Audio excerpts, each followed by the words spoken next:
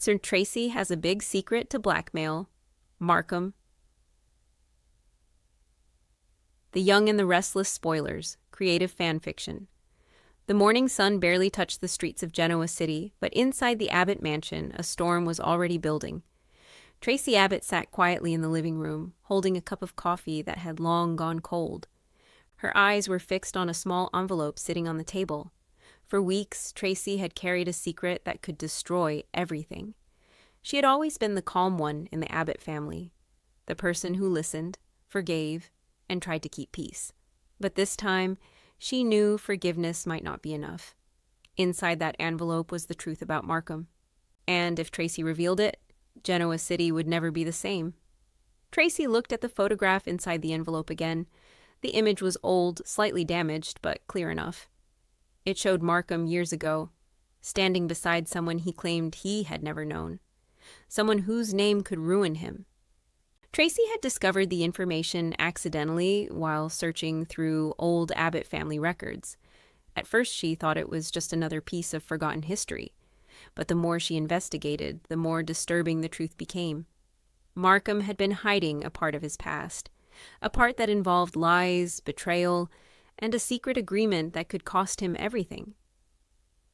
Tracy whispered to herself, "Why did you have to make me find this?"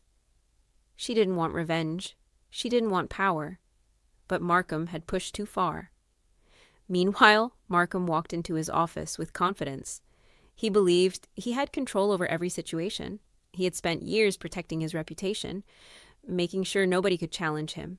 But he didn't know Tracy had uncovered the one thing he feared most: his past. His assistant entered with a message. "Someone has been asking questions about you," the assistant said. Markham looked up. "Who?" The assistant hesitated. "Tracy Abbott." For a moment, Markham's expression changed. Only for a second. But it was enough. He knew Tracy wasn't the type of person to dig into someone's life without a reason. "What does she know?" Markham asked. "I don't know," the assistant replied. Markham stared out the window. That was the problem. Not knowing was dangerous. Later that day, Tracy confronted Markham. They met privately, away from the chaos of Genoa City. Markham smiled. "Tracy, I wasn't expecting you." Tracy looked at him calmly. "That's probably because you weren't expecting anyone to find out the truth." The smile disappeared. "What are you talking about?" Tracy placed the envelope on the table. Markham stared at it. "You know exactly what I'm talking about." He didn't touch it. For the first time, Tracy saw fear in his eyes. "You've been hiding this for years," Tracy said.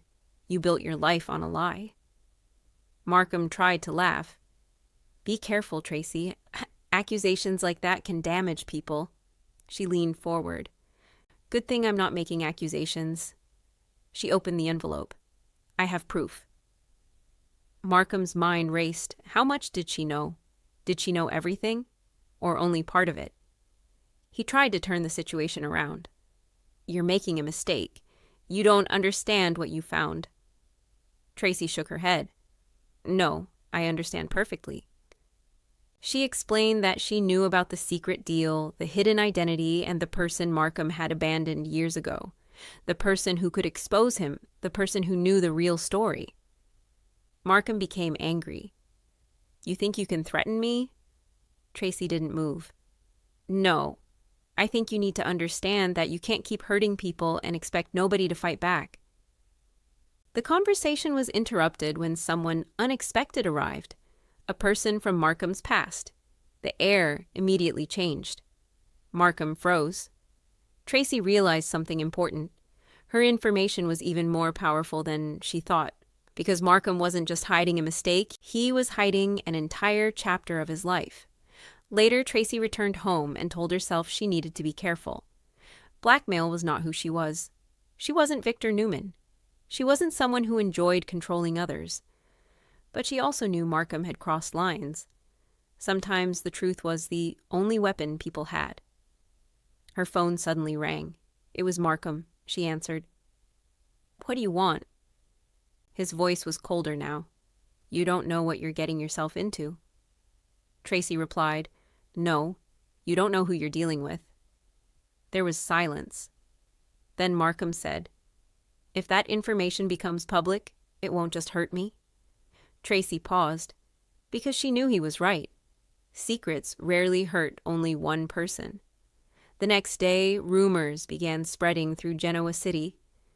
People noticed Markham was nervous. People noticed Tracy was different. And everyone started asking the same question. What did Tracy Abbott know? Family members questioned her. Friends worried about her.